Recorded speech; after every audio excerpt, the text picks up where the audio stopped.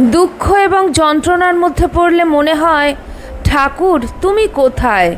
তুমি কি করে আমাকে এত দুঃখ দিচ্ছ যেখানে আমি কোনো পাপ এবং অন্যায় করিনি? এখন মানুষ যখন দুঃখের মধ্যে পড়েন তখন সে অস্থির চিত্ত হয়ে অনেক সময় অনেক ভুল কাজ করে ফেলেন, যার ফলে তাকে পরবর্তীকালে পস্তাতে হয়। তাই এক্ষেত্রে জগৎজননী শ্রী শ্রী সারদা মায়ের বক্তব্য বিশেষভাবে মনে রাখা উচিত।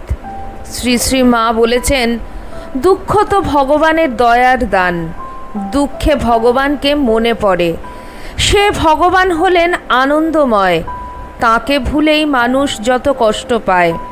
কুন্তী দেবীও ভগবানের কাছে প্রার্থনা করেছেন লোকে যেখানে দুঃখ দেয় সেখানে তাকে সর্বদা রাখার জন্য, কারণ দুঃখের মধ্যে আনন্দস্বরূপ ভগবানকে মনে পড়বে।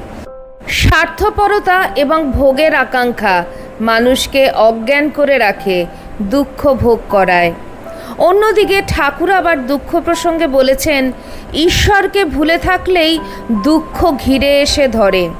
শ্রী শ্রী ঠাকুর রামকৃষ্ণ পরমহংসদেবের কথা অনুযায়ী ঈশ্বরের শরণাপন্ন হতে হয়। তাকে ভুলে থাকলে কালের হাতে পড়তে হবে। তাই ঈশ্বরে অনুরাগ আর বিষয়ে বিরাগ, এই হলো উপায়। জগতের সর্বত্রই আনন্দ ছড়িয়ে আছে। আসল কথা হলো, যে ভক্ত সে দুঃখের মধ্যেও ভগবানের লীলা খুঁজে পায়, ভগবানের অন্তর্নিহিত মাহাত্ম্য খুঁজে পায়।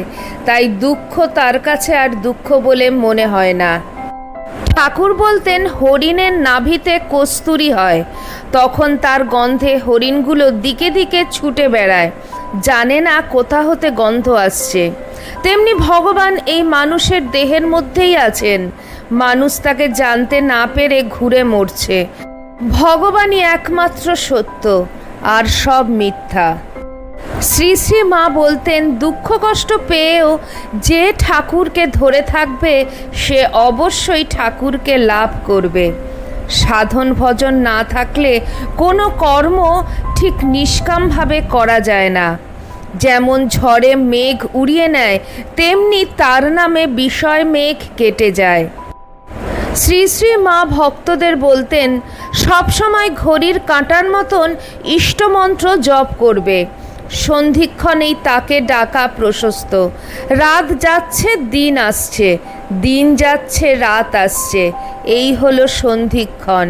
এই সময় মন পবিত্র থাকে। জয় ঠাকুর, জয় মা, জয়।